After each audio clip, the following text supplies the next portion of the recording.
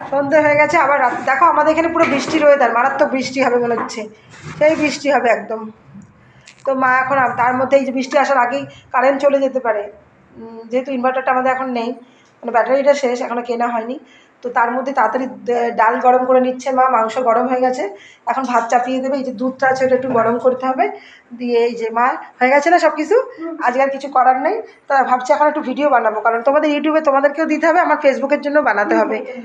তো দেখো ডাইনিং টেবিলের, আমরা তো ডাইনিং টেবিলে খেতে বসি না, খালি একটু খাবার দাবারগুলো রাখা হয়, মানে খাবার হয় না। আমাদের নিচে বসে খেতেই অভ্যস্ত আমরা, মানে ভালো লাগে, কমফোর্টেবল লাগে। আর চেয়ার টেবিলে বসলে মানে যেন মনে হচ্ছে ঠিকঠাক হচ্ছে না, খেয়ে শান্তি পাচ্ছি না চেয়ার টেবিলে, খালি গা দিয়ে যায় দিকে দিয়ে।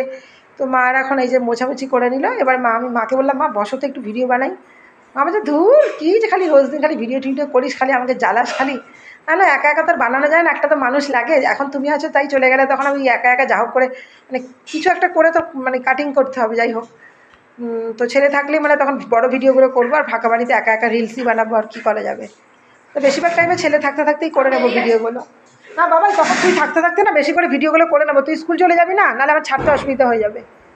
তো এই যে দেখো এখন আমি এবার ইউটিউবের জন্য একটা ভিডিও বানাবো, এটা এই সরি ফেসবুকের জন্য।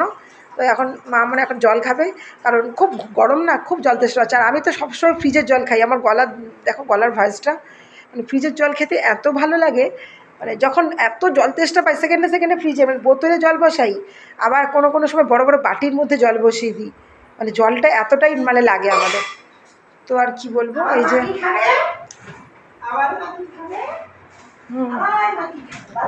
আমার মা কি খাবে, এখন পান খাবে।